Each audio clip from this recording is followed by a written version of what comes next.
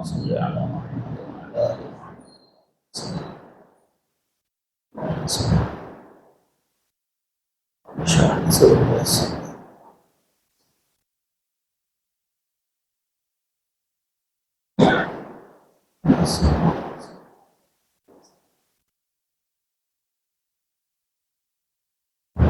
الحمد لله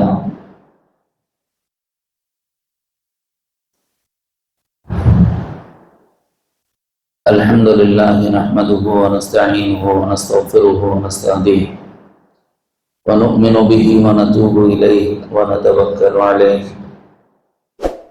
ونعوذ بالله من شرور أنفسنا ومن سيئات أعمالنا.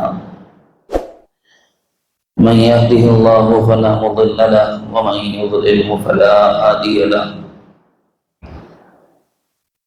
ونشهد أن لا إله إلا الله وحده لا شريك له. ونشهد أن سيدنا ونبينا ومولانا محمدا عبده ورسوله صلى الله عليه وعلى آله وأصحابه وبارك وسلم تسليما كثيرا كثيرا. أما بعد، أعوذ بالله من الشيطان الرجيم. بسم الله الرحمن الرحيم. قد أفلح من زكاها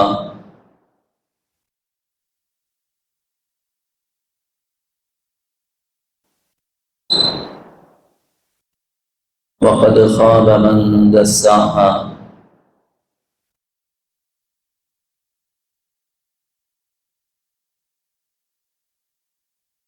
وقال تبارك وتعالى: وذروا ظاهر الإثم وباطنه.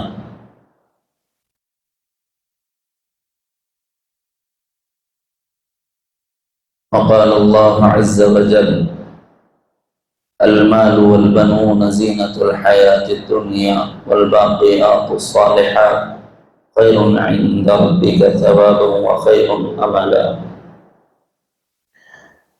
وقال الرسول صلى الله عليه وسلم: لا تزول قدم ابن آدم يوم القيامة حتى يسأل عن خمس: عن عمره فيما أفناه، وعن شبابه فيما أبلاه، وعن ماله من أين اكتسبه وفيما أنفقه، وعن علمه فيما عمل به، أو كما قال صلى الله عليه وسلم. محترم بزرگوں،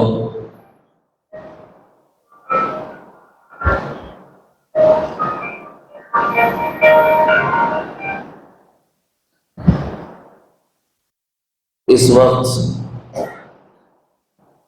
باب تزکیہ کا دوسرا عنوان شروع ہو رہا ہے۔ سلوک اور تصوف میں ایک اصطلاحی لفظ بولا جاتا ہے تزکیہ نفس،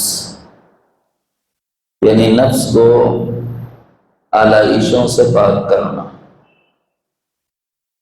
کن آلائشوں سے پاک کرنا؟ وہ آلائشیں، وہ برائیاں جو اللہ اور اس کے رسول کو ناپسند ہیں، اس سے اپنے نفس کو پاک کرنا۔ اس کو فقہا کی اصطلاح میں اوامر و نواہی کہتے ہیں۔ اوامر و نواہی ایک لمبی بحث ہے، اس کو بہت مختصر کر کے 4 حصوں میں حضرات صوفیہ ذکر فرماتے ہیں۔ بھئی اوامر و نواہی کے تعلق پورے بدن سے ہے، جس سے اعمال کا ظہور ہوتا ہے، زبان سے ہے، جس سے اقوال صادر ہوتے ہیں، مال سے ہے، جس سے فرما برداری اور نافرمانی وجود میں آتی ہے، اور دل سے ہے، جس میں صفات جلوگر ہوتی ہیں۔ یہ 4 حصوں میں اس کو تقسیم کر دیا۔ اور اسی کے ضمن میں نفس کی اصلاح کے لیے 4 مجاہدات متعین فرما دیے۔ پورے اوامر اور پورے نواہی کا یہ خلاصہ ہے۔ آپ نے پچھلی 12 مجلسوں میں سن رکھا ہے، صرف زبان سے ہونے والے 78 گناہ ہم نے 12 مجلسوں میں آپ کو بتائے ہیں۔ 70 پر 8 گناہ، ذرا اندازہ کرو کہ کتنی لمبی فہرست ہوگی۔ اور پھر ہمارا یہ دعویٰ نہیں کہ مکمل ہو گئے، اہل تحقیق نے اور بھی لکھے ہوں گے۔ یہ وہ گناہ ہیں جو عرف عام میں سب جانتے ہیں، سمجھتے ہیں، اس لیے سب کی سمجھ میں آنے والی جو موٹی موٹی باتیں ہیں وہ یہاں سنائی اور سمجھائی جا رہی ہیں۔ زبان سے متعلق ہونے والے گناہ بتائے تاکہ بندہ اپنے زبان کی حفاظت کرے تقلیل کلام کے مجاہدے کے ذریعے سے۔ ایک مجاہدہ ہے کم بات کرنا، جتنا زبان کنٹرول میں رہے گی گناہ کم ہوگا۔ گناہ کم ہوں گے تو فتنے اور فساد کم ہوں گے، لڑائی اور جھگڑے کم ہوں گے، اور جتنے زبان کے گناہ کم ہوں گے جنت کی ضمانت وسیع ہو جائے گی۔ نبی رحمت صلی اللہ علیہ وسلم نے خبر دی ہے، تم اپنے زبان کی حفاظت کی ضمانت دو اور شرمگاہ کی حفاظت کی ضمانت دو، میں تمہیں جنت کی ضمانت دیتا ہوں۔ تو اپنے نبی سے جنت کی ضمانت حاصل کرنے کے لیے سالک طریقت پر ضروری ہے کہ اپنی زبان کی حفاظت کرے۔ کن چیزوں سے حفاظت کرنا ہے؟ وہ گناہ جو بتائے گئے، یاد نہیں ہے ریپیٹ کر کے سن لو۔ اب یہاں پر ٹائم ہے نا، کسی مشکل سے بچانے کے لیے حل نکالا ہے کہ ریکارڈنگ کر لی ہے، فیضان کمال نام کی یوٹیوب چینل پر اس کو اپلوڈ کر دیا گیا ہے، آپ وہاں سے استفادہ کر سکتے ہیں۔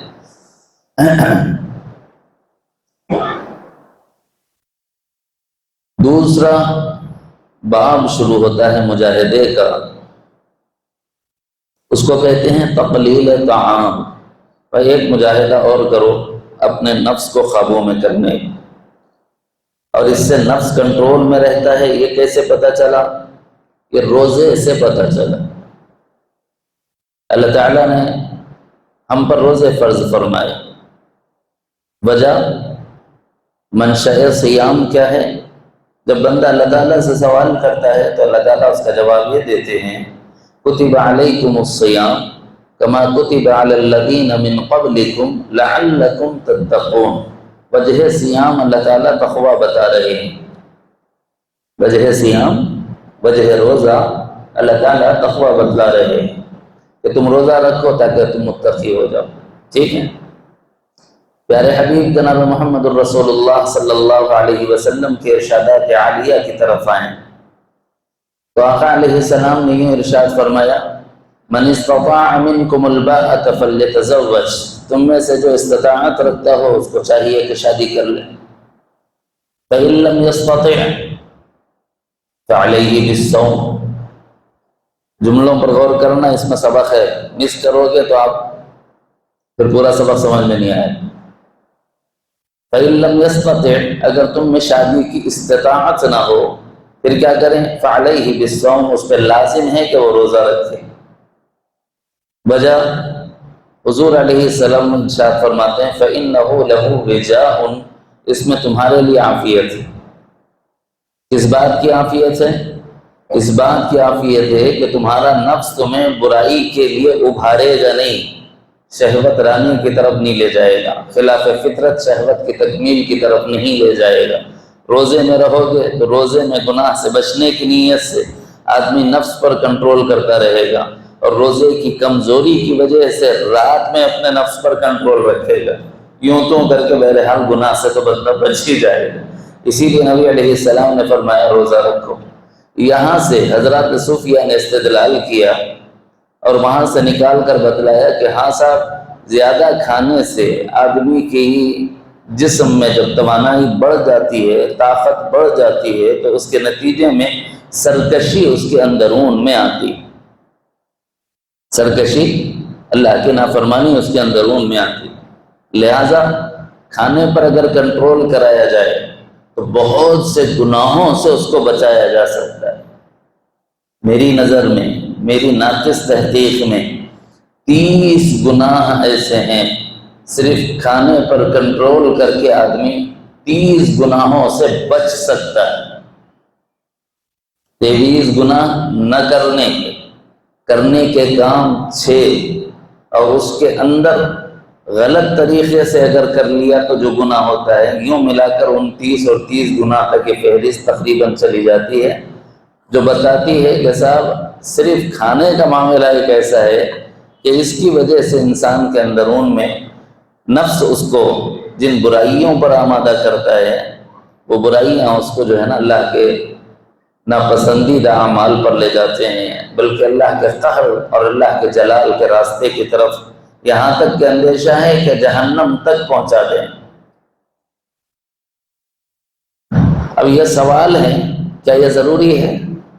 یہ ضروری ہے ایک مومن کے لیے، بحیثیت مومن کون اس کا انکار کر سکتا ہے؟ اگر کوئی انکار کرنے کی جرات کر رہا ہو تو یہ بتا دے کہ میدان قیامت میں وہ اللہ کی بارگاہ سے کیسے ہٹے گا، یہ بتا دے کہ اللہ کے پاس سے بھاگنے کا کوئی راستہ اور سامان اس نے کر رکھا ہے، یہ بتا دے کہ فرشتوں کا مقابلہ کرنے کی جرات ہم میں ہے، یہ بتا دے کہ اللہ تعالیٰ کے جلال کی تاب لانے کی سکت اور صلاحیت ہم میں ہے۔ کون ہے ایسا جو اللہ کے جلال کی تاب لا سکتا ہو؟ کون ہے ایسا جو اللہ سے بھاگ سکتا ہو؟ کوئی اللہ کی پکڑ سے نہیں بھاگ سکتا۔ ان بطش ربک لشدید، اللہ کی گرفت بڑی شدید ہے۔ اللہ کے فرشتے ایسے ہیں کہ ان کا مقابلہ تم نہیں کر سکتے۔ کیسے ہیں وہ؟ قد و قامت اور جسامت کے اعتبار سے اگر ان میں سے بعضوں کا سر عرش پر سجدہ ریز ہے تو ان کے قدم تحت الثری میں، اور ان کے بازو ایسے کہ اللہ نے کسی کو 2 بازو والا بنایا، کسی کو 4 بازو والا بنایا، کسی کو 6 بازو والا بنایا۔ یہ حدیث، یہ تفسیر میں ہے، اور اسی کی شرح میں نبی رحمت صلی اللہ علیہ وسلم نے خبر دی ہے کہ بعض فرشتے ایسے ہیں کہ جن کے 600 بازو اللہ نے بنائے۔ ارے صاحب، بازو بولے تو کس کو بولتے؟ پر ان کو بولتے سمجھنے کے لیے۔ پر یہ عجیب بات یہ ہے کہ جب فرشتوں کا تذکرہ نکلا نا، تو یہ بات کب نکلی وہ سنا رہا ہوں۔ فرشتوں کا تذکرہ نکلا تو جہنم سے بھی نکل کے ہم بھاگ جائیں گے، کچھ نہیں ہوگا، کافروں نے یوں کہا تھا۔ تو اللہ نے فرمایا تھا کہ ہم نے اس پہ فرشتے رکھے۔ تو کافروں نے پوچھا کتنے فرشتے ہوں گے، کیونکہ یہ لوگ جو ہے نا ہمیشہ لڑنے کا دماغ رکھتے ہیں، دشمن کتنے معلوم ہو گیا تو اپن پلاننگ کریں گے۔ اللہ کے فرشتوں کے مقابلے میں پلاننگ کرنے کے لیے حضور سے پوچھ رہے ہیں کہ کتنے فرشتے ہوں گے جہنم پہ حفاظت کے واسطے، نگرانی کے واسطے۔ اللہ تعالیٰ نے آیت نازل فرمائی اور یوں فرمایا علیہا 19 فرشتے ہیں۔ 19 ہنسنے لگے، 19 ہی؟ ہمارا ایک بندہ میدان جنگ میں جب نکلتا ہے تو 20-30 تو یوں ہی مٹ لیتا ہے بازو سے، 19 ہی ہے نا، اپنے 2 آدمیاں کافی ہیں۔ تب اللہ کے نبی صلی اللہ علیہ وسلم نے تفصیل سنائی اور بتلایا تمہارا گمان ہے کہ ان فرشتوں کے ساتھ تم مقابلہ کر سکو گے؟ اس کا عرش پر سر ہے تو تحت الثری میں زمین، اللہ رب العزت نے اس کے قدم رکھے۔ بازو ایسے کہ بعض 2، بعض 4، بعض 6 اور بعض 600 بازو والے۔ اور پھر تمہارا کیا گمان ہے کہ وہ چھوٹے پروں والی چڑیا ہے ابابیل کی طرح؟ فرشتوں کے پر اتنے چھوٹے ہیں؟ ایسا نہیں ہے۔ اگر وہ اپنے 2 پر کھول دیں تو مشرقین اور مغربین اس کے اندر آ جائیں، یعنی پوری کائنات کو ڈھانپنے کے لیے ان کو اپنے پورے پر بھی کھولنے کی ضرورت نہیں، 2 پر کھولیں تو پوری کائنات اس کے اندر آ جائے۔ تم تو بہت چھوٹی دنیا میں رہتے ہو، اور پھر تمہارا کیا گمان ہے کہ ان کے ساتھ مقابلہ آ رہی ہے؟ اگر وہ اپنے پر کے کنارے پر چاہیں تو پوری دنیا کو یوں اٹھا کر پلٹ دیں، اس پر وہ قدرت رکھتے ہیں۔ ایسی قوت والا ایک فرشتہ اللہ نے بنایا ہے۔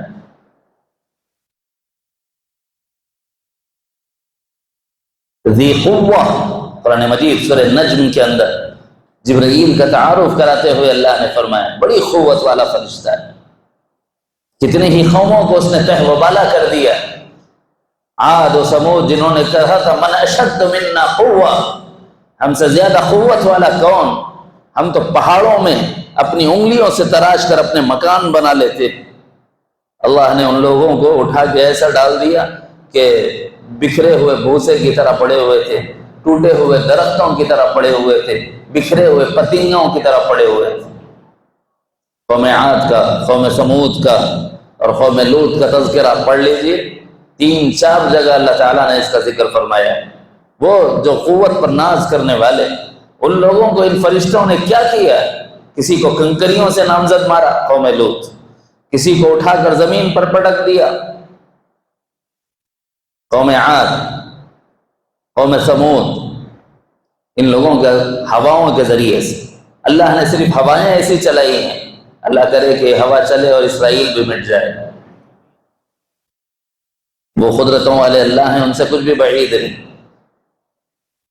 ایسی ہوائیں چلانے پہ وہ اللہ قدرت رکھتے، تو وہ فرشتے پوری کی پوری بستی کو اٹھا کر نیچے ڈالنے والے.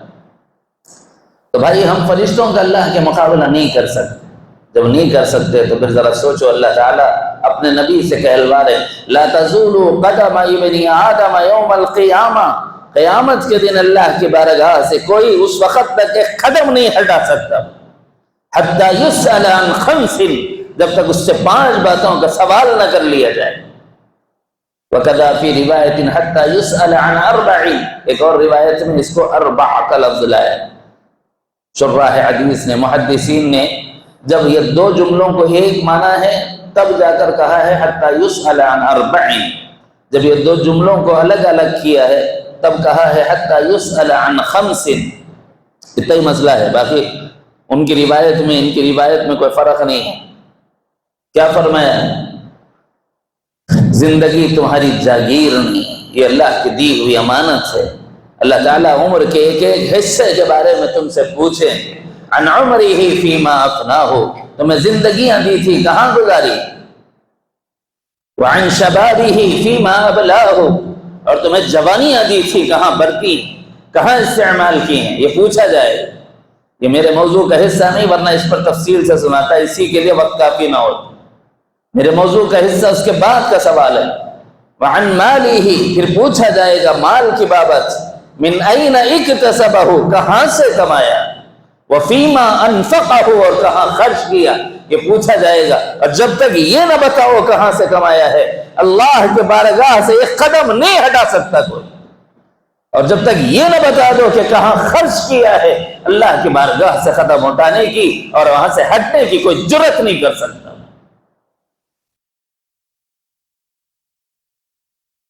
وعن علمہ، اور علم کی بابت سوال کیا جائے گا کہ کتنا اس پر عمل کیا، جتنی معلومات تمہیں حاصل ہو گئی. تو علم لینا اس لیے پہلے نیت درست کرو تاکہ میں زندگی میں اس پر عمل کر لوں اور اللہ کے عتاب اور عقاب سے بچ جاؤں. یہ اجمال ہے. اب تفصیل یہ ہے، مال کے بارے میں پوچھا جائے گا من این اکتسبہ، گریبان میں جھانک کے دیکھو، جواب وہاں دینے کے قابل ہو. وہ مولوی کی طرح نہیں پوچھیں گے، محمود صاحب کی طرح نہیں پوچھیں گے کہاں سے کمائی تھی صاحب، نہیں چلنے والا ہے. وہاں درہ بھی ہے، ہنٹر، جہنم کے ہنٹر ہے، دنیا کے نہیں. وہاں انگارے ہیں، وہاں شعلے ہیں لپکتے ہوئے، وہاں فرشتے ہیں چنگھاڑتے ہوئے، چیختے ہوئے. کیا پوچھیں گے کہاں سے کمایا، بتانا پڑے. دنیا میں کتنے ذرائع کمانے کے اللہ نے رکھے تھے. جائز راستے تو تھوڑے ہیں، ناجائز راستے بہت سے ہیں. پہلا ہی سوال اتنا کٹھن کہ نکلنا مشکل. کب لیا نہیں معلوم، کہاں سے لیا نہیں معلوم، کتنے لیا نہیں معلوم، کس نیت سے لیا نہیں معلوم، جائز لیا کہ ناجائز لیا نہیں معلوم. پوچھو جو جائز ذرائع ہیں صاف لفظوں میں، اس میں بھی ہم ناجائز کام کرتے. جائز ذریعہ کیا تھا؟ جائز ذریعہ تھا شاید تجارت کر لیتے. مختصر لفظ ہیں 6، کہاں سے جائز راستہ ہے مل سکتا ہے بتا دیتا ہوں. تجارت ہے، جائز راستہ ہے. زراعت ہے، جائز راستہ ہے.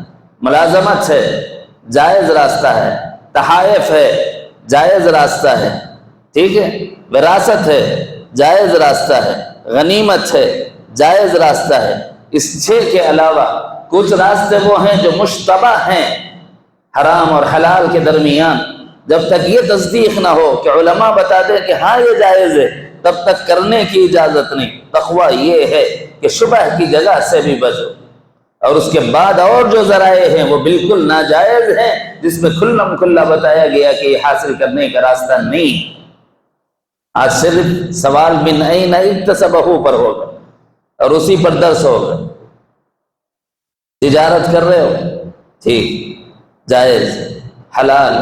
اللہ رب العزت نے فرمایا ہے تمہارے لیے اللہ نے سود کو حرام قرار دی اور تجارت کو اللہ نے تمہارے لیے حلال قرار دیا۔ احل اللہ البیع وحرم الربا، قرآن کہتا ہے کہ اللہ نے بیع و شراء، تجارت جائز رکھی ہے اور سود کو حرام کیا۔ لیکن جس کی تجارت کی شروع سود سے ہو رہی ہو، اب وہ جائز ہوا کہ نہ جائز ہو گیا؟ دکان کھولنا ہے مول صاحب، لون چاہیے، سود کا لون ملے گا کہ بغیر سود کا لون ملے گا؟ ملے گا؟ پوری کائنات میں کہیں دلا کے بتا دو۔ ایک دو انسانیت رکھنے والے، اسلامی تعلیمات سے آشنا چند ایک پارٹیاں کچھ تھوڑا بہت اپنے محدود دائرے میں کام کر رہی ہیں، ورنہ اس سلسلے میں اس وقت امت تباہی کے دہانے پر ہے کہ ہمیں قرض کی ضرورت ہے اور کوئی بلا سودی قرض دینے والا ہم کو نہیں مل۔ بھائی بھائی کو قرض دینے کو تیار نہیں، بہن بھائی کو قرض دینے کو تیار نہیں، ماں باپ اولاد کو قرض دینے کو تیار نہیں، اولاد ماں باپ کو قرض دینے کو تیار نہیں۔ جب یہ اپنے خونی رشتے ایک دوسرے کو دینے کو تیار نہیں تو پھر اڑوس پڑوس کے لوگ کیا دیں؟ کوئی دے رہا ہے؟ ابتدا ہی حرام سے جس کی ہو، جس کی بنیادیں ہی غلط ہوں، اس کی عمارت اچھی ہو سکتی؟ پہلا پھڈا تجارت کا، انکمنگ لے رہے ہیں سود سے، ناجائز صاحب، جائز کام کے لیے ناجائز کام مت کیا کرو۔ نہیں صاحب، کوئی آپشن نہیں ہے، شاید مفتی آپ کی بھوک کی شدت میں مرنے کی وجہ سے کوئی اور راستہ جب نہ ہو تب تمہارے لیے حلال ہے کہ گنجائش دے سکتا ہے۔ یہ ایک مسئلہ ایسا ہے نازل، مر رہے ہیں صاحب، کچھ بھی نہیں ہے، کیا کرنا، کوئی دے رہا بھی نہیں، کیا کرنا، تب گنجائش نکلتی ہے۔ ضرورت کے بقدر لو، زیادہ مت لو، وقت پہ پھیڑو، پینلٹیاں نہ کو لگا لو۔ اصول ہیں اس کے کچھ۔ تجارت کر رہا ہے، تجارت کرتے ہوئے خراب مال کو اچھا بتا کر بیچ رہا ہے، اب بتاؤ اس کا یہ کمانا حلال ہوا کہ حرام ہوا؟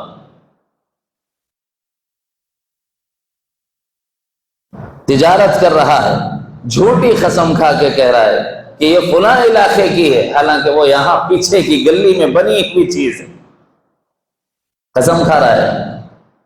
حالانکہ تجارت تو ایسا پاکیزہ وصف تھا جسے امام الانبیاء سید دو عالم جناب محمد الرسول اللہ صلی اللہ علیہ وسلم نے اختیار فرمایا تھا، اور ایسے اختیار فرمایا کہ آپ اپنی محنت کرتے تھے، آپ کے پاس پیسہ نہیں تھا لگانے کو، دوسروں کا پیسہ لیتے تھے اور تجارت کرتے تھے۔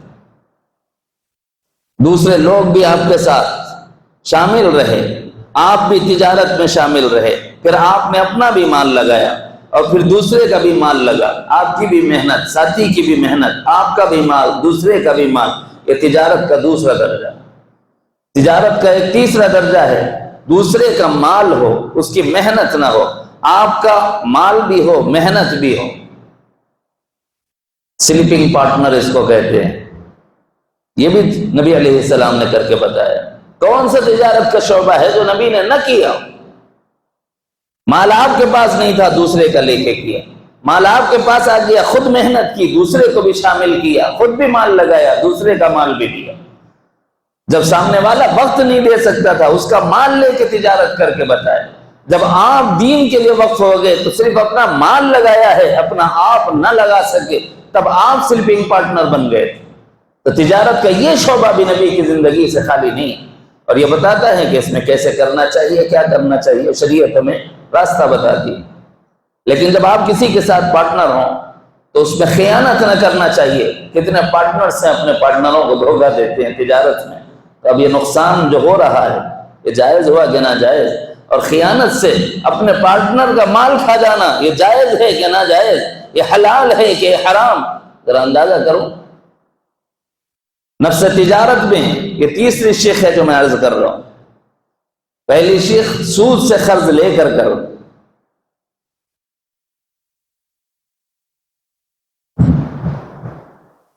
دوسری شق تجارت تو کی جائے جھوٹی قسم کھانا، تیسری شق تجارت تو کر رہے ہیں لیکن اپنے تاجر بھائی کے ساتھ خیانت کرنا۔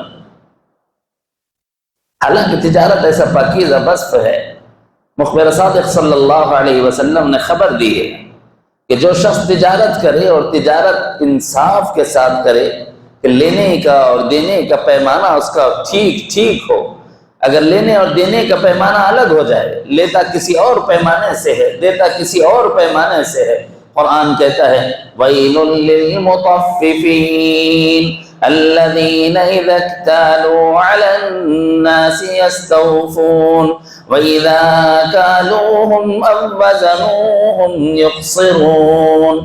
جب لیتا ہے تو بھرپور لیتا ہے، دیتا ہے تو خسارے سے دیتا ہے، ناپ تول میں کمی کرتا ہے۔ جانتے ہو یہ کرنے والے کون تھے؟ یہ کرنے والے قوم شعیب تھی، حضرت شعیب علیہ السلام کی قوم۔ ان کی اصلاح کے لیے اللہ نے نبی بھیجا تھا۔ یہ اتنا بدترین گناہ ہے کہ جب اس قوم نے اس سے ہدایت نہ لی، اپنے نبی کی پیغام سے ہدایت نہ لی، اللہ رب العزت نے قوم شعیب کو برباد کر دیا۔ اصحاب مدین کا جہاں تذکرہ ملتا ہے اور اصحاب ایکا کا جہاں تذکرہ ملتا ہے، وہاں حضرت شعیب علیہ السلام نبی بنا کر بھیجے گئے ہیں، اور اس قوم کی جو بددیانتی تھی، سب سے پہلا کام وہ شرک کرنے والے، دوسرا کام ناپ تول میں کمی کرنے والے تھے۔ اللہ نے قرآن میں ہمیں بتایا سیدھا سیدھا ناپ تول رکھو، خرد برد نہ کرو۔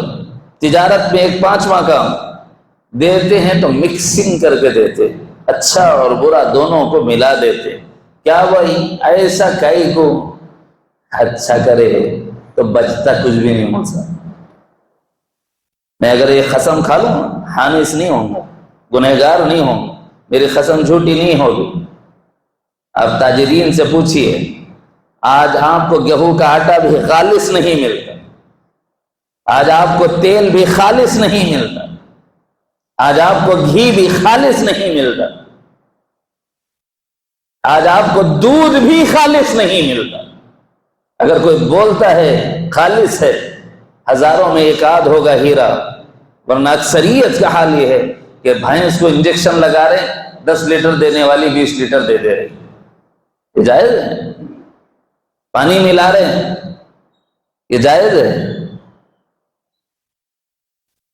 تجارت ہی ایسا، خرید و فروخت ہی ہے، لیکن اس میں یہ بھی ہوتا ہے تجارت اگر اچھے انداز میں کرو تو کیا ہوگا؟ پیارے آقا مدنی کریم صلی اللہ علیہ وسلم نے خبر دی، جب تاجر تجارت کر رہا ہو اور تجارت ٹھیک کرے، اللہ سے ڈرتے ہوئے صاف ستھری تجارت کرے، تو کل قیامت میں اللہ رب العزت اس کو انبیاء کے ساتھ محشور فرمائے۔ التاجر الصدوق یحشر فی یوم القیامہ مع النبیین، سچا تاجر قیامت کے دن محشور کیا جائے گا، یعنی اٹھایا جائے گا، بلایا جائے گا انبیاء کے ساتھ۔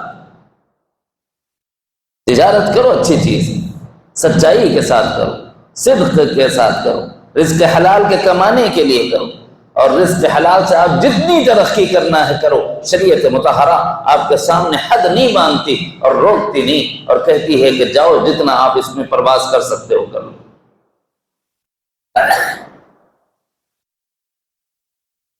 لیکن ان گناہوں سے بچ کے، یہ انکمنگ میں ہونے والا گناہ اور تجارت میں ہونے والے گناہ کے اجزاء ہیں، ضمنیات۔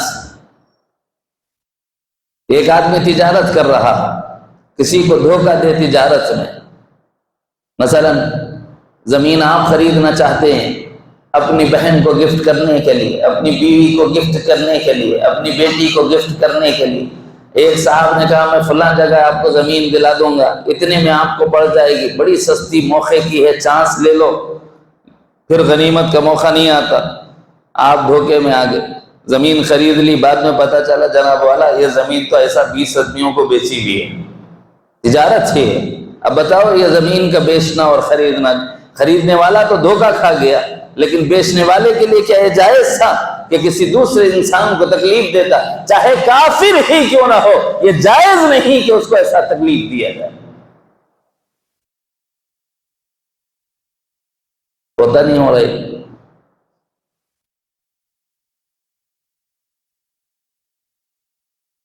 کپڑا ناپ رہے ہیں، علماء نے فقہاء نے لکھا ہے کہ اگر روشنی صحیح نہ ہو تو آپ کپڑے کی تجارت نہیں کر سکتے۔ میرا مسئلہ نہیں ہے، وقت کے سب سے بڑے تاجر کے پاس آپ کو لے کے چلتا ہوں، سیدنا امام اعظم ابو حنیفہ رحمۃ اللہ علیہ، کپڑے کے بڑے تاجرین میں سے آپ کا شمار ہوتا تھا۔ ایک مرتبہ عصر کے موقع پر بادل امڑ آئے، بادل آنے کی وجہ سے تاریکی چھا گئی، تاریکی چھا گئی تو آپ دکان بند کرنا شروع کیا۔ شاگردوں نے اور دیکھنے والوں نے پوچھ لیا، آزو بازو دکانیں دوسری بھی ہوتی ہیں، لوگوں نے دیکھ کے پوچھا حضرت اتنا جلدی، ابھی مغرب نہیں ہوئی۔ عام طور پر اس زمانے میں مغرب میں دکان بند کرنے کا ماحول تھا، آج کل تو 12 بجے تک چلتے رہتے ہیں، اس زمانے میں مغرب میں، کیونکہ مغرب کے بعد نظر نہیں آتا، اندھیرا چھا جاتا ہے، تو مغرب میں بند کرنے کا ماحول تھا۔ امام اعظم عصر کے وقت یہ دکان بند کر رہے ہیں، تو لوگوں نے پوچھ لیا کہ حضرت اتنا جلدی بند کر رہے ہیں، نقصان ہو جاتا ہے، یہ وقت ہے عین گراہک کے آنے کا، سب کام کاج سے فارغ ہو کے اب لوٹتے لوٹتے تجارت کچھ خرید لیتے ہیں، ایسے میں آپ دکان بند کریں گے نقصان ہو جائے گا۔ کہنے لگے بادل کی وجہ سے اندھیرا چھا گیا ہے، اب آدمی کو کپڑے کا رنگ پتہ نہیں چلے گا، اور دھوکے میں وہ کچھ اور رنگ سمجھ کر کچھ اور رنگ لے جائے گا، اور امام میں ابو حنیفہ اپنے رزق میں اتنا حرام کا شائبہ نہیں لے جانا چاہتا۔ ہمارے اکابرین نے یوں تجارت کی۔ نبی رحمت صلی اللہ علیہ وسلم کھجوریں آپ وہاں پر فروخت فرما رہے ہیں، کھجوروں کو چھانٹا ہے، اچھی کھجوریں الگ رکھی ہیں، خراب کھجوریں اور اوسط درجے کی کھجوریں الگ رکھی ہیں۔ آنے والا آیا اور آ کے کہنے لگا یہ درمیانی کھجوریں اچھی کھجوروں کے ساتھ مل جاتی ہیں تو قیمت بڑھ جاتی اور تمہیں نفع زیادہ ہوتا، فرمایا دوسرے کو نقصان ہوتا اور میری رزق میں اتنا حرام لقمہ مجھے منظور نہیں۔ تاجر صادق تھے وہ لوگ، اور تجارت کر کے بتایا انہوں نے کہ یوں تجارت کی جاتی ہے، آپ کو نفع کم ملتا ہو ملے، تھوڑا نفع ملے گا، لیکن اللہ اتنی برکت دے گا کہ نسلوں کے لیے کام آ جائے، لیکن زیادہ ملے اور برکت سے خالی ہو کیا فائدہ ہو؟ کثرت الگ چیز ہے، برکت الگ چیز ہے۔ کثرت مل جانا کمال نہیں، برکت کا مل جانا کمال نہیں۔ سمجھ میں آیا؟ تھوڑے علماء کی مثال دے دو۔ دیکھو بھائی، آپ کے گھر میں ایک آدمی کمانے والا کتنا ہوتا ہے؟ 50,000 40,000 سے کم کا کمانے والا کوئی ہے تو مٹی پڑو، کیا کما رہا؟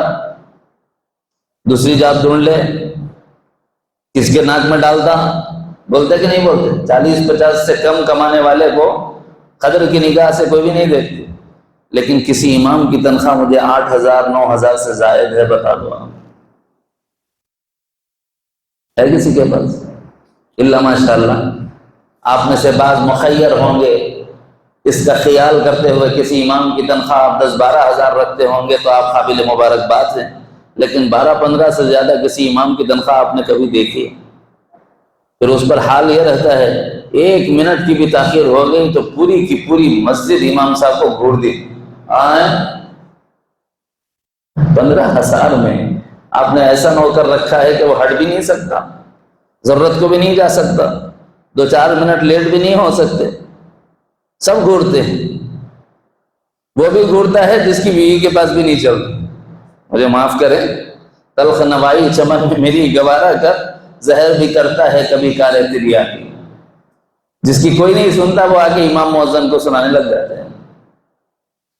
15,000 سے زیادہ تنخواہ کسی کی دیکھی آپ نے کبھی؟ آپ کے گھر میں کتنے ماشاءاللہ صاحب ہم دو ہمارے دو، مول صاحب کو پوچھو الحمدللہ 6 ہیں کم سے کم، ہے نا؟ آدھی ٹیم تو ہے بھائی، اگر دوسری کا نظم ہو گیا تو باقی آدھی ٹیم بھی آ جاتی میدان میں۔ لیکن آپ دونوں کے درمیان میں امتیاز دیکھو، ایک کے پاس کثرت ہے، 40,000 بھی پورے گھرانے کو کافی نہیں، اور ایک کے پاس برکت ہے، 15,000 بھی زیادہ افراد کے لیے کافی۔ پہلے یہ تھا کہ لوگ تجارت کرتے تھے تو سچائی کے ساتھ، دیانت کے ساتھ کرتے تھے، اس کے نتیجے میں برکتیں ایسی ہوتی تھی۔ آپ دیکھیں ایک دسترخوان بچتا تھا، اسی پر تایا بھی ہے، والد بھی ہے، چچا بھی ہیں، ان کی بیویاں بھی ہیں، ان کی اولادیں بھی ہیں، دادا دادی بھی ہیں، اور پورا ان کی سرپرستی میں کنبہ کا کنبہ بیٹھا ایک ہی دسترخوان سے سیراب ہو رہا ہے۔ برکت ہے الحمدللہ۔ بلکہ اتنا بچ جاتا ہے کہ رات کو کوئی مہمان آ جائے تو اس کے لیے بھی اٹھا کر رکھ دیتے۔ پہلے یہ ہوتا تھا یا نہیں ہوتا تھا؟ نہیں تو آپ کی امی سے پوچھو، پھر آ کے مجھے جواب دینا۔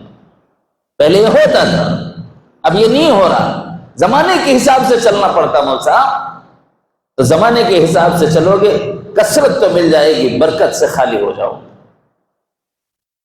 زمانہ دھوکہ دے رہا ہے، ہم بھی دھوکہ دیں۔ زمانہ جھوٹی قسمیں کھا کے تجارت کر رہا ہے، ہم بھی کریں۔ زمانہ خیانت کر رہا ہے، ہم بھی کریں۔ زمانہ ناپ تول میں کمی زیادتی کر رہا ہے، ہم بھی کریں۔ تو پھر تم میں اور ایک کافر میں فرق کیا رہا؟ بھائی تم مسلمان ہو، تم غلامان محمد ہو، تمہارے لیے زیبا نہیں کہ محمد کو رسوا کرتے تھے۔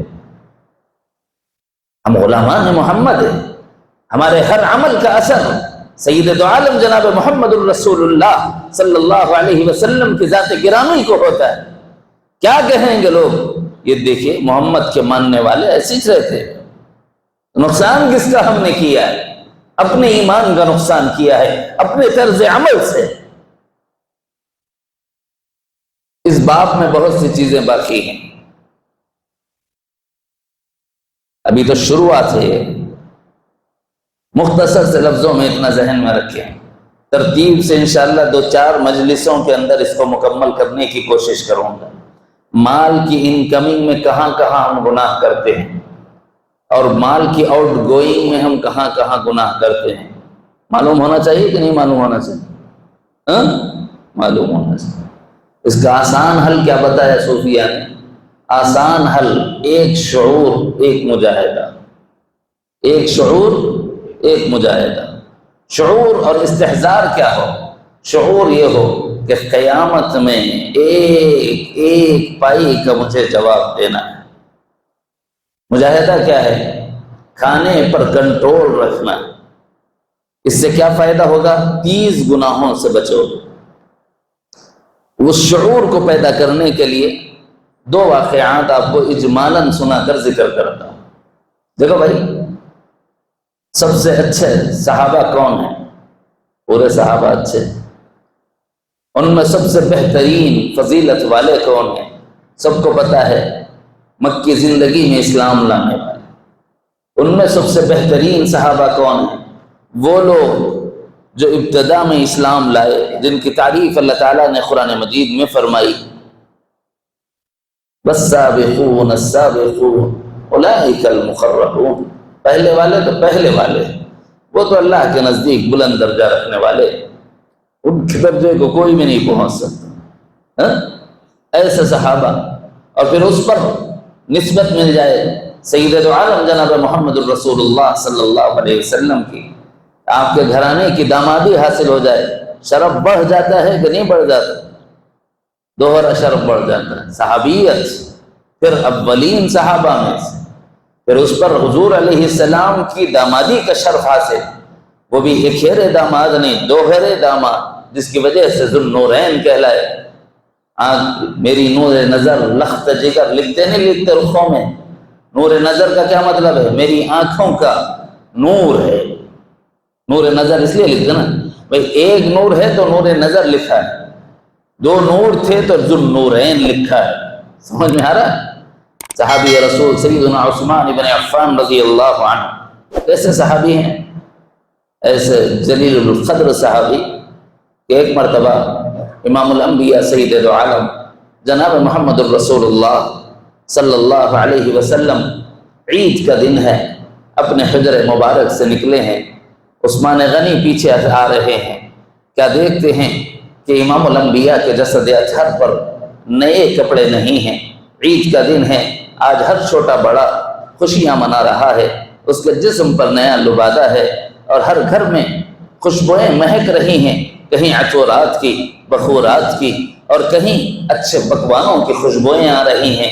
کیوں؟ عید کا دن ہے، آج سب خوشیاں منا رہے ہیں۔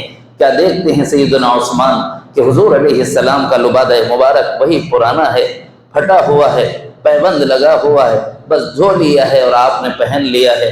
آپ عیدگاہ کی طرف چلے ہیں، دیگر صحابہ آپ کی معیت میں عیدگاہ کی طرف چلے ہیں، سب کے قدم آگے عیدگاہ کی طرف، عثمان کے قدم پیچھے کی طرف۔ حجرات النبی صلی اللہ علیہ وسلم، نبی علیہ السلام کے حجروں کی طرف آپ کے قدم گئے ہیں۔ آپ نے وہاں اندازہ کیا، محسوس کیا، کوئی پکوان کی آواز نہیں آ رہی۔ آپ نے اپنی قوت شامہ لگائی، دیکھا کوئی خوشبو نہیں آ رہی، معلوم کر لیا آج گھرانے نبوت میں کوئی چیز خوشی کا سامان کرنے کی موجود نہیں۔ نہ عطورات و بخورات ہیں کہ خوشبوئیں مہک جائیں، نہ کھانا پکانے کو کھانا ہے کہ عید کا دن گھرانہ نبوت خوشحالی سے اور آسودگی سے کچھ کھا سکے۔ آپ کے قدم پیچھے ہٹے ہیں، واپس آئے ہیں، ایک ایک ام المؤمنین کے پاس ایک ایک اونٹ بھر کر سودا لے جا کر پہنچایا ہے، دستک دی ہے، اور یوں فرمایا، عرض کیا، امی جان میں عثمان ابن عفان ہوں، آپ کی خدمت میں ایک چھوٹا سا ہدیہ لے کر آیا ہوں، زہ نصیب کی اسے قبول کر لیا جائے۔ امہات المؤمنین جانتی تھیں سیدنا عثمان کو کہ صفتاً غنی ہیں، سخی ہیں، اور اللہ نے بڑا مال اور حلال عطا فرمایا ہے، لہٰذا انہوں نے اس ہدیے کو قبول کیا اور پکانے لگی، یہاں تک کہ آقا دو عالم صلی اللہ علیہ وسلم نماز عید کی فراغت کے بعد گھر تشریف لائے، دیکھا کہ اندر سے خوشبوئیں مہک رہی ہیں اور پکوان کی بو آ رہی ہے۔ آپ علیہ السلام نے ازواج مطہرات کو جمع فرمایا اور یوں کہنے لگے کہ اے نبی کے گھر والیو، جب تمہارے نبی نے تمہیں چھوڑا تھا اس وقت تمہارے یہاں پکانے کو کوئی دانہ نہیں تھا، جس وقت تمہارے نبی نے تمہیں چھوڑا تھا اس وقت تمہارے گھرانوں میں خوشبو کا کوئی سامان نہیں تھا۔ یہ بتاؤ کہ یہ تمہارے پاس حلال ذریعے سے آیا ہے یا حرام راستے سے آیا؟ تو امہات المؤمنین نے کہا، یا رسول اللہ صلی اللہ علیہ وسلم، ہم آپ کے مزاج سے واقف ہیں، ہمارے گھر میں کوئی لقمہ حرام داخل نہیں ہو سکتا۔ سیدنا عثمان غنی نے دیکھا کہ گھرانہ نبوت میں کوئی خوشی کا سامان نہیں، تو ایک ایک اونٹ بھر کر سودا لادا ہے اور امہات المؤمنین کے گھرانوں میں پہنچایا ہے، اور یہ عثمان غنی کی طرف سے تحفہ ہے جو آپ کے گھرانوں میں پیش کیا گیا ہے، اسی لیے ہم نے بھی تھوڑا سا پکوان کر لیا، اسی لیے ہم نے تھوڑی سی خوشبوئیں جلا لی ہیں۔ تو نبی علیہ السلام بے ساختہ آسمان کی طرف دیکھنے لگے ہیں، اور آپ نے ہاتھ اٹھائے اور یوں دعا کی ہے، اللہم یسر حساب عثمان، اللہم یسر حساب عثمان، اے اللہ عثمان کا حساب آسان لینا، اے اللہ عثمان کا حساب آسان لینا، اے اللہ عثمان کا حساب آسان لینا۔ وجہ کیا ہے؟ وجہ یہ ہے کہ حضور جانتے ہیں کہ اس کی وجہ سے انہیں کس حال سے دوچار ہونا پڑے، اور بتایا بھی ہے دوسری روایت میں۔ اس سے قبل ایک اور قصہ سناؤں تاکہ ہمیں سمجھ میں آئے کہ ہمیں کس چیز کا جواب دینا ہے۔ ایک مرتبہ سیدنا ابو بکر صدیق رضی اللہ عنہ، دوپہر کا وقت ہے، بے قراری کے عالم میں تڑپتے ہوئے مسجد نبوی کی طرف چلنے لگے۔ راستے میں دیکھا حضرت ابو بکر مسجد نبوی کی طرف جا رہے ہیں اور بے قراری کا عالم ہے، چہرے پر گویا فاقے کے آثار محسوس ہو رہے ہیں۔ سیدنا عمر بن خطاب رضی اللہ عنہ گھر سے نکلے ہیں، اور نکلتے ہی پوچھا راستے میں، ابو بکر کس وجہ سے نکلے ہو گھر سے؟ معمول نہیں کہ اس وقت اپنے گھر سے کوئی نکلتا ہو، یہ تو خیر اللہ کا وقت ہے۔ کہنے لگے کہ عمر، بھوک کی بے قراری نے گھر چھوڑنے پہ مجبور کر دیا۔ سیدنا عمر بن خطاب نے کہا، واللہ اللہ کی قسم میرا بھی یہی حال ہے۔ ابو بکر تم ہی بھوک کی شدت سے گھر سے نہیں نکلے، عمر بھی بھوک کی شدت کی وجہ سے گھر سے نکلا۔ یہ دونوں مسجد نبوی میں پہنچے ہیں، ادھر سے ادھر ٹہلنے لگے بے قراری میں۔ اتنے میں سید دو عالم جناب محمد الرسول اللہ صلی اللہ علیہ وسلم تشریف لائے ہیں۔ آقا دو عالم صلی اللہ علیہ وسلم نے دیکھا تو پوچھا، ابو بکر، عمر، تم دونوں اس وقت میں یہاں کس وجہ سے آ گئے؟ کہنے لگے، یا رسول اللہ، بھوک نے گھروں سے نکالا ہے۔ تو قربان جائیں، امام الانبیاء نے فرمایا، صرف تم ہی گھر سے بھوک کی وجہ سے نہیں نکلے ہو، تمہارا نبی بھی بھوک کی وجہ سے گھر سے نکلا ہے۔ وہ نبی جس کے ایک اشارے پر احد پہاڑ سونا بنایا جا سکتا ہے، جس کے ایک چاہت پر پورے مکہ کے پہاڑ سونا بنا کر اس کے غلام بنائے جا سکتے تھے، وہ یہ کہہ رہا ہے، شدت بھوک نے مجھے گھر سے نکالا ہے، چلو چلتے ہیں۔ سب مل کے چلے ہیں، ابو ایوب انصاری کے مکان پہ پہنچے ہیں، دستک دی ہے۔ ابو ایوب کچھ لمحہ ہوا تھا گھر سے نکلے تھے، دور سے دیکھا کہ کچھ نفوس ہیں جو میرے گھر کی طرف آ رہے ہیں، وہ کھیت کی طرف جا رہے تھے۔ اسی اثنا میں دستک پر آواز دینے والی ان کی زوجہ محترمہ نے، ابو ایوب انصاری کی اہلیہ نے پوچھا، کون ہے؟ فرمایا، محمد ہوں اور میرے ساتھ ابو بکر و عمر ہیں۔ کہنے لگی، یا رسول اللہ، آپ کا آنا بڑا مبارک ہے، اندر تشریف لائیں۔ ابو ایوب ابھی باہر گئے ہیں، میں ان تک پیغام پہنچاتی ہوں، وہ حاضر ہو جائیں گے۔ حضور علیہ السلام کے بیٹھنے کا نظم فرمایا، اتنے میں ابو ایوب نے دور سے دیکھ لیا تھا، دوڑتے دوڑتے گھر پر آئے کہ 3 نفوس ہیں جو میرے گھر میں داخل ہو رہے ہیں، آخر کون ہیں؟ دور سے نظر نہیں آیا تھا، صرف سائے نظر آئے تھے۔ اب جب گھر میں دیکھا ہے، شام میں محمد صلی اللہ علیہ وسلم سے محظوظ ہوئے ہیں، آپ کی نگاہوں نے خوشبو محسوس کر لی محمد الرسول اللہ صلی اللہ علیہ وسلم کی، اور پوچھا، آقا علیہ السلام میرے گھر پر ابھی آیا؟ یوں کہا اور پلٹے باہر نکلے اور درخت سے کچھ کچی پکی اور کچھ پکی ہوئی کھجوریں اور کچھ کچی کھجوریں توڑی اور تشت میں سجا کر کے لا کر رکھا، اور یوں کہا کہ یا رسول اللہ، اسے نوش فرماتے رہیں تا وقت کہ میں آپ کے لیے ایک بکری ذبح کر دوں۔ وہ باہر آئے، بکری ذبح کی اور اسے اپنے گھر والی کو دیا اور کہا کہ اسے پکا لینا، میرے نبی گھر آئے ہیں، ابو بکر و عمر بھی ان کے ساتھ ہیں، ان کا خوب خیال رکھنا۔ یوں کہتے ہوئے وہ حضور کے پاس تشریف لائے۔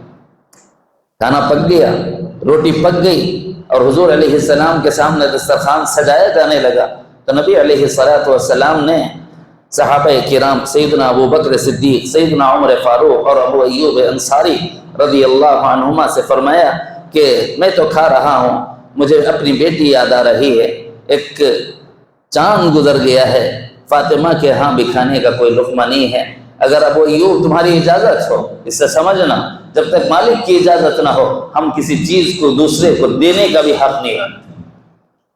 حضرت ابو ایوب سے پوچھا، تمہاری اجازت ہو تو ایک روٹی پر تھوڑے سے گوشت کا ٹکڑا اور روٹی کا کچھ حصہ یوں رکھا اور کہا کہ فاطمہ تک پہنچا دو۔ پھر فرمایا کہ ابو بکر، ابھی یہ جو کھجوریں کھائی ہیں، عمر، ابھی یہ جو کھجوریں کھائی ہیں، کل قیامت کے میدان میں اس کا جواب دینا ہے۔ اس بھوک کی شدت میں حلال مال، ناپاک ناجائز مال نہیں تھا، اپنی زندگی پر برتا ہے، لیکن حضور علیہ السلام نے اشارہ دیا ہے، تمہارا کیا گمان ہے کہ یہ تم نے کھا لیا تو ایسے ہی رہے گا؟ اس کا جواب تمہیں دینا نہیں ہے، اس کا جواب دینا ہے۔ چنانچہ اب حضرت عثمان کے قصے کی طرف آئیں۔ حضور علیہ السلام دیکھ رہے ہیں کہ فقراء صحابہ سے حضرت عثمان 500 برس بعد جنت میں داخل ہو رہے ہیں۔ بہت سے عوالم حضور پر منکشف ہوتے رہے بہت سے مواقع پر، اس میں سے ایک موقع یہ بھی، سیدنا عثمان سے پوچھا کہ عثمان کیا بات ہے، فقراء صحابہ سے 500 برس بعد جنت میں آ رہے ہیں؟ پھر خود ہی ارشاد فرمایا، تمہیں اپنے مال کے حساب نے روک لیا۔ آج تک سیدنا عثمان غنی کی سخاوت زندہ ہے، وہ جس باغ میں رہتے تھے اس باغ کو صدقہ کر دیا، آج تک ان کے نام سے کرنٹ کا بل جلتا ہے، سیدنا عثمان کے نام سے، مدینے میں آج بھی موجود ہے۔ جس کنویں کو خریدا ہے آج تک موجود ہے اور لوگ اس سے پانی پیتے ہیں اور دعائیں دیتے ہیں۔ سیدنا عثمان کا خریدا ہوا کنواں، سیدنا عثمان کا خریدا ہوا باغ جو فقراء صحابہ کے لیے وقف کر دیا گیا تھا، نبی رحمت صلی اللہ علیہ وسلم نے ایسے جلیل القدر صحابی کے بارے میں ارشاد فرمایا کہ فقراء صحابہ سے 500 برس بعد تم جنت میں آ رہے۔ تو ذرا اپنے گریبانوں میں جھانکو اور دیکھ کر بولو کہ کیا ہم جنت میں جلدی جانے والوں میں سے ہی ہوں گے یا ہم بھی اٹک جانے والوں میں سے ہوں گے؟ ہم کہاں اٹکیں گے، کیسے اٹکیں گے؟ اب جائزہ اپنا لینا ہے اور محاسبہ کرنا ہے کہ بھائی ہم کیا کرتے رہے اور ہمیں کیا کرنا ہے۔ اس کے لیے انشاءاللہ 2-4 مجلسیں آگے لوں گا آپ کی، ایک ایک مجلس میں تھوڑے تھوڑے عنوانات کو جمع کر کے سناؤں گا۔ آج تھوڑا سا ہلکا اشارہ دیا ہے صرف تجارت پر کہ تجارت تو ہے حلال، احل اللہ البیع، اللہ نے تجارت کو حلال کیا، لیکن اس میں ہم کس طریقے سے حلال تجارت کو حرام کر لیتے ہیں اس کے کچھ نظائر اور نمونے آپ کو بتائے ہیں۔ ایسے ہی ملازمت میں، زراعت میں اور ایسے ہی دیگر انکمنگ کے جو ذرائع ہیں ان ذرائع میں کس طرح ہم حرام کے مرتکب ہونے کا امکان ہے اس سے بچنے کے لیے کچھ رہبری اور رہنمائی کی جائے گی۔ اور یہ مت سمجھنا کہ یہ باب تزکیہ سے باہر ہے، اللہ رب العزت نے اس کو بھی تزکیہ شمار فرمایا ہے کہ تمہیں جو مال دیا جا رہا ہے اس مال کو پاک رکھو۔ پاک رکھنا نہ رکھنا یہ خواہش نفس کی بنیاد پر ہوتا ہے۔ نفس نے چاہا حرام سے کما لیا، نفس نے چاہا حرام میں خرچ کر دیا، نفس نے چاہا حلال میں کمایا، نفس نے چاہا حلال میں خرچ کیا، تو اس کا براہ راست تعلق نفس کے ساتھ۔ اسی لیے مجاہدہ کرنا ہوگا کم کھانے کے ذریعے سے، اپنے نفس کو یہ بتانا ہوگا کہ دیکھ تیری 2 روٹی سے آرزو اور تیری 2 روٹی سے پیٹ بھر جاتا ہے، اس کے لیے ناجائز ذرائع آمدنی اختیار مت کر۔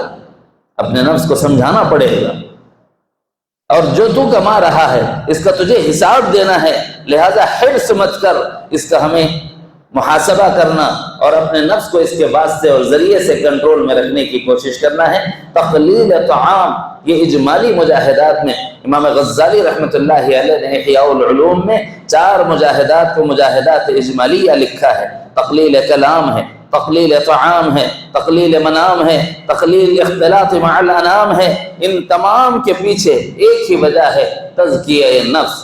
زبان قابو میں، نفس قابو میں رہے گا، زبان قابو میں رہے گی۔